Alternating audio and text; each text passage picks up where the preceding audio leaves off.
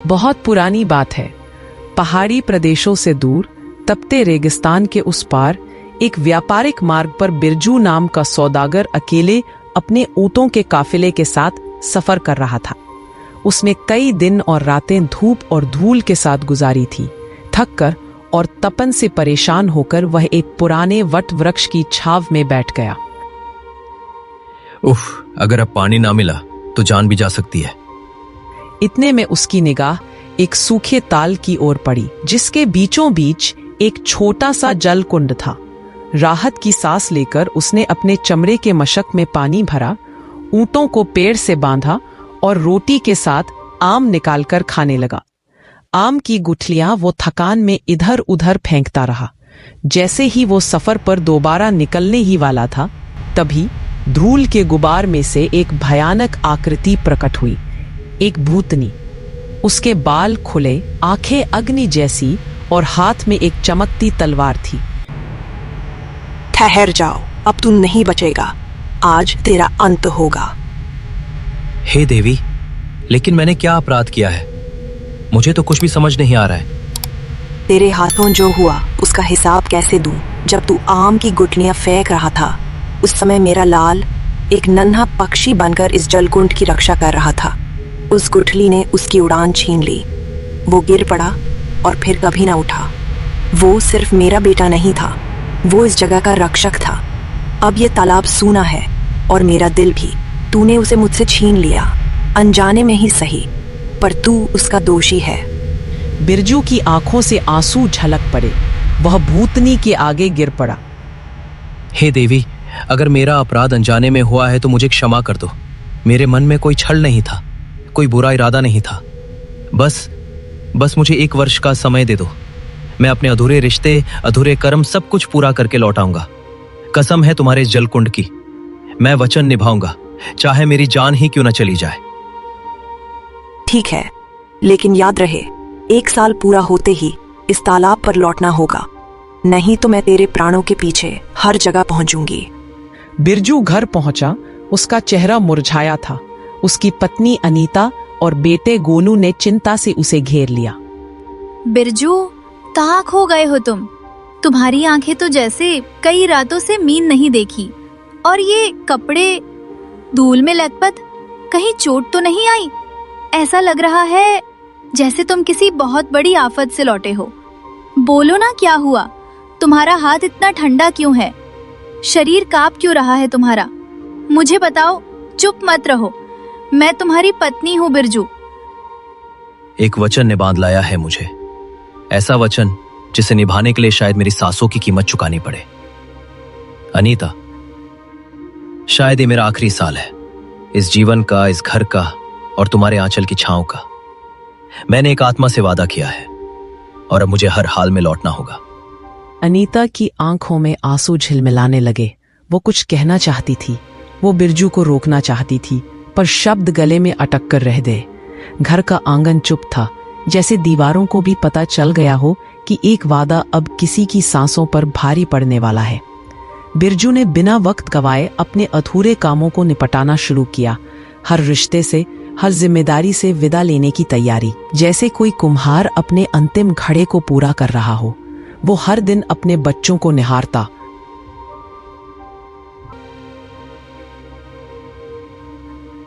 हर रात छत के नीचे बैठे चुपचाप दूर तक देखता, जैसे कुछ गिन रहा हो बचे हुए लम्हों को। और फिर वो दिन आ ही गया जब वचन का वर्ष पूरा हुआ। बिरजू ने अपनी पोटली बांधी, अनीता की ओर आखिरी बार देखा और गोलू के सिर पर हाथ फेरते हुए बोला, गोलू, मेरे नन्हे राजकुमार, अब मैं तुझे कहानियां नहीं सुना पाऊंगा, न घोड़े पर तुझे घुमा पाऊंगा, लेकिन जब कभी हवा तेरे कानों को छुए तो समझना वो तेरा बाबा है, जो दूर रहकर भी तुझसे बातें कर रहा है। बाबा, आप चले जाओगे तो मैं किससे जिद करूंगा? आपने तो वादा किया था, इस बार लौटे तो मुझे ऊंट पर बिठाओगे। अब आप मुझे छोड़ के जा रहे हो? इतने बरस साथ रहे, अब ऐसे चुपचाप कैसे जा सकते हो? क्या मैं कुछ नहीं तुम्हारे लिए? क्या तुम्हारी बाहों में मेरा अब कोई हक नहीं? क्यों मुझे विधवा जैसी बातों से डरा रहे हो? क्यों उस रास्ते पर जा रहे हो जहाँ से कोई लौट कर नहीं आता? बिरजू धीरे से आगे बढ़ा। अनीता के कांपते हाथों को अपने हाथों में थाम लिया। हथेलियां जैसे बरसों की थकी हुई धूप से मिल रही थीं। आंखों में वो सारा समंदर समाया था जो शब्दों से कह नहीं पाया था। अनीता, तेरे हाथों की ये गर्माहट मेरे सीने में आज भी जिंदा है। उम्मीद की कोई आखिरी चिंगारी। शायद ये हमारा अंतिम मिलन हो, पर मैं चाहता हूं ये मेरी आत्मा तक पहुंचे। मैं वादा करता हूं, अगर अगली बार जंग लूंगा तो फिर से तुझे ही चुनूंगा अपनी संगिनी बनाकर।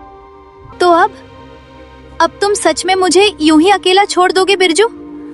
जिस आंगन में तुम्हारे कदमों की आवाज थी, अब वहां सिर्फ सन्नाटा गूंजेगा। तुम क्या सोचते हो मैं बिना कुछ कहे तुम्हें जाने दूंगी? तुम कहते हो लौटोगे, पर क्या वचन निभाते निभाते अगर तुम ही नहीं रहे तो मेरी सांसें किस वचन से जुड़ी रहेंगी? बिरजू, मैं तुझे जाने नहीं देना चाहती, पर तेरा वचन मेरे आंसुओं से भी भारी है। उस पल समय जैसे रुक गया हो, सांसें भी धीमी पड़ गई हों। आंखों ने बातें की, वो बातें जो होठों से कहना आसान नहीं होता। अनीता, अगर मेरा लौटना लिखा होगा तो मैं लौट आऊंगा, और अगर नहीं तो समझ लेना तुम्हारी बाहों में जो आखिरी सांसें थी वो मेरी सबसे सुखद सांसें थी। मेरा शरीर भले ही चला जाए, पर मेरी आत्मा इस आंगन की हर दीवार में गूंजती रहेगी। बिरजू ने अपना हाथ छुड़ाया, पोटली उठाई और बिना पीछे देखे उस राह पर पड़ गया जहां वचन मौत से भी बड़ा सच होता है। पीछे रह गई बस अनीता की सिसकियां, गोलू की पुकार और एक आंगन जो अब कुछ खाली सा लग रहा था। वापसी के रास्ते में जब वह उसी तालाब पर पहुंचा तो उसे वहां एक बूढ़ा साधु दिखा जिसके पीछे एक सफेद कबूतरी चल रही थी। कहाँ में तुझे कहा जा रहे हो बेटा? तेरा चेहरा बता रहा है तेरी आत्मा कोई भारी वचन उठाए चली आई है। बता, क्या तू वही है जिसे समय ने वचन की डोर में बांधकर इस निर्जन ताल तक खींच लाया है? तेरे पांवों की थकान, तेरी आंखों की खामोशी और तेरे दिल की धड़कनें सब गवाही दे रही हैं। बता पुत्र, क्या तू वही है? हाँ बाबा, मैं वही हूं जिसे एक वचन खींच लाया है इस वीरान ताल तक। पर आपकी आंखों में तो जैसे मेरे भीतर की सारी बातें छिपी हैं। बोलिए ना बाबा, क्या आप भी जानते हो उस रहस्य को जिसने मेरा सब कुछ मुझसे छीन लिया है? अभी दोनों में बातें हो ही रही थी कि एक और बूढ़ा पहुंचा जिसके साथ 2 लोमड़ियां थी। तुम्हारी आंखों में जो डर है वो मैंने पहले भी देखा है। बताओ पुत्र, क्या हुआ? बिरजू ने पूरी कहानी बताई।